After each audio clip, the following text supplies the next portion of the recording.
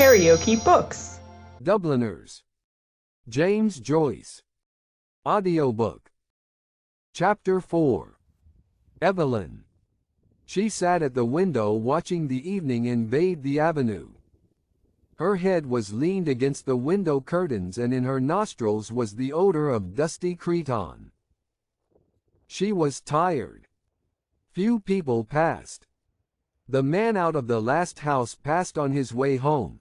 She heard his footsteps clacking along the concrete pavement and afterwards crunching on the cinder path before the new red houses. One time there used to be a field there in which they used to play every evening with other people's children. Then a man from Belfast bought the field and built houses in it, not like their little brown houses but bright brick houses with shining roofs. The children of the avenue used to play together in that field. The Devines, the Waters, the Dunns, little Keogh the cripple, she and her brothers and sisters. Ernest, however, never played. He was too grown up. Her father used often to hunt them in out of the field with his blackthorn stick, but usually little Keogh used to keep nix and call out when he saw her father coming. Still they seemed to have been rather happy then. Her father was not so bad then, and besides, her mother was alive. That was a long time ago. She and her brothers and sisters were all grown up. Her mother was dead. Tizzie Dunn was dead, too, and the Waters had gone back to England. Everything changes. Now she was going to go away like the others, to leave her home. Home. She looked round the room, reviewing all its familiar objects which she had dusted once a week for so many years, wondering where on earth all the dust came from. Perhaps she would never see again those familiar objects from which she had never dreamed of being divided. And yet during all those years she had never found out the name of the priest whose yellowing photograph hung on the wall above the broken harmonium beside the colored print of the promises made to Blessed Margaret Mary Alacoque. He had been a school friend of her father. Whenever he showed the photograph to a visitor, her father used to pass it with a casual word. "He is in Melbourne now." She had consented to go away, to leave her home. Was that wise? She tried to weigh each side of the question. In her home anyway she had shelter and food. She had those whom she had known all her life about her. Of course she had to work hard, both in the house and at business. What would they say of her in the stores when they found out that she had run away with a fellow? Say she was a fool, perhaps, and her place would be filled up by advertisement. Miss Gavin would be glad. She had always had an edge on her, especially whenever there were people listening. "Miss Hill, don't you see these ladies are waiting? Look lively, Miss Hill, please." She would not cry many tears at leaving the stores. But in her new home, in a distant unknown country, it would not be like that. Then she would be married, she, Evelyn. People would treat her with respect then. She would not be treated as her mother had been. Even now, though she was over 19, she sometimes felt herself in danger of her father's violence. She knew it was that had given her the palpitations. When they were growing up he had never gone for her like he used to go for Harry and Ernest, because she was a girl. But latterly he had begun to threaten her and say what he would do to her only for her dead mother's sake. And now she had nobody to protect her. Ernest was dead and Harry, who was in the church decorating business, was nearly always down somewhere in the country. Besides, the invariable squabble for money on Saturday nights had begun to weary her unspeakably.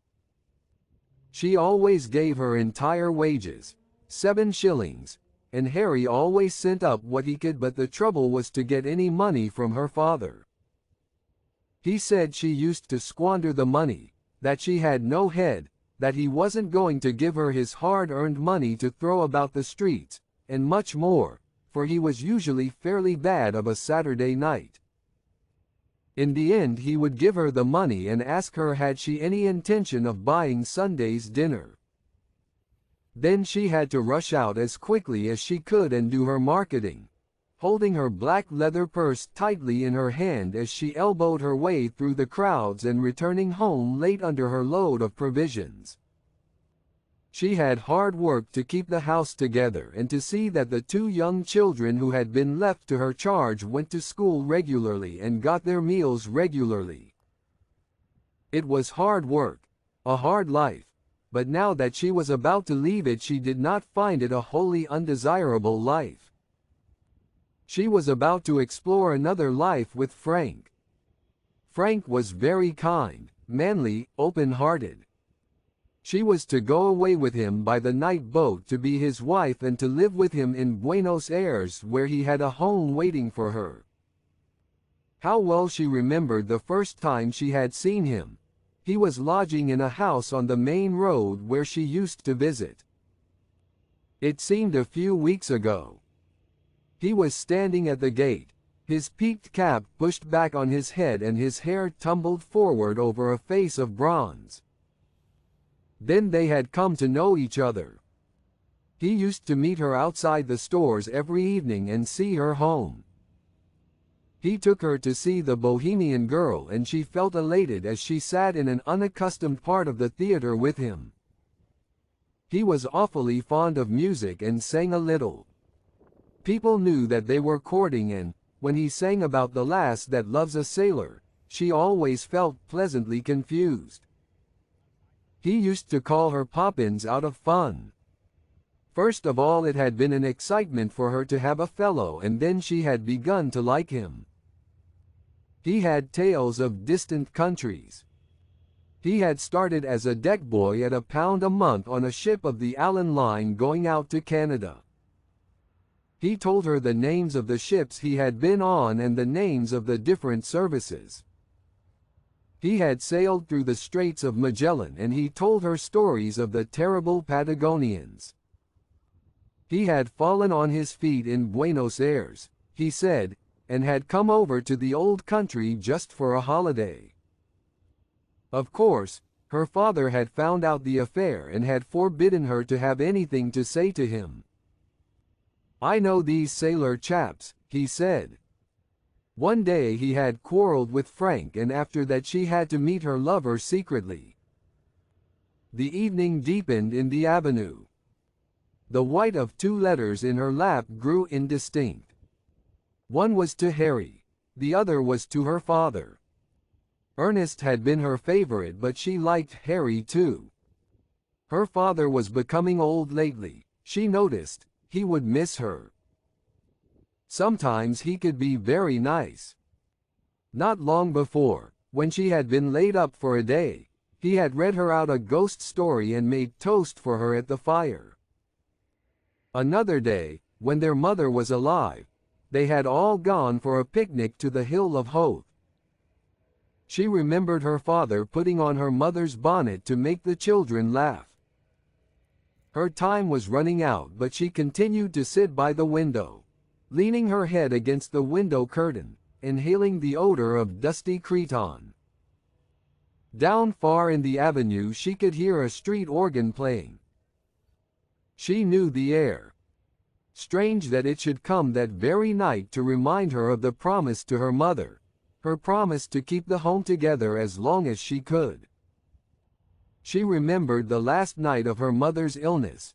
She was again in the close dark room at the other side of the hall and outside she heard a melancholy air of Italy. The organ player had been ordered to go away and given 6pence. She remembered her father strutting back into the sickroom saying, "Damned Italians! Coming over here." As she mused the pitiful vision of her mother's life laid its spell on the very quick of her being. That life of commonplace sacrifices closing in final craziness. She trembled as she heard again her mother's voice saying constantly with foolish insistence, "Daravan Saran. Daravan Saran." She stood up in a sudden impulse of terror. Escape. She must escape. Frank would save her. He would give her life, perhaps love, too. But she wanted to live. Why should she be unhappy?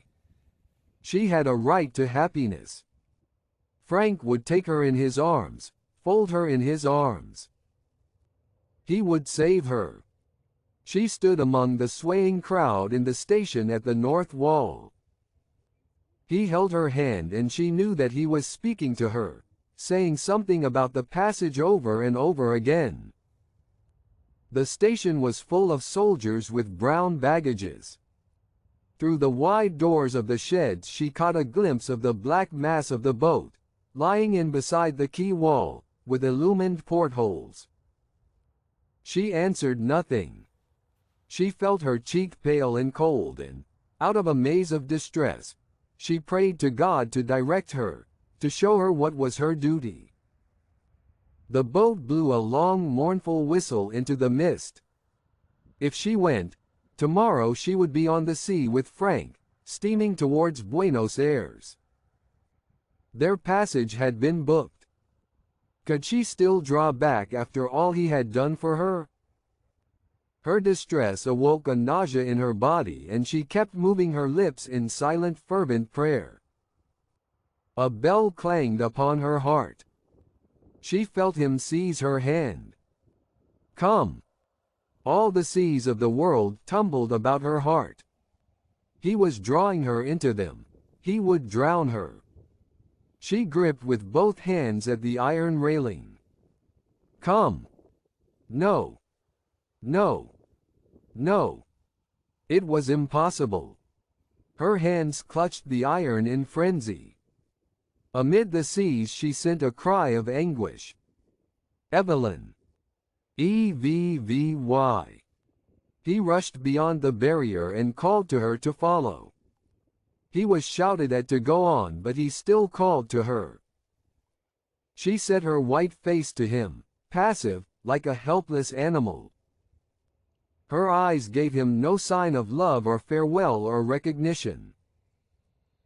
If you liked what you heard, please subscribe to the channel.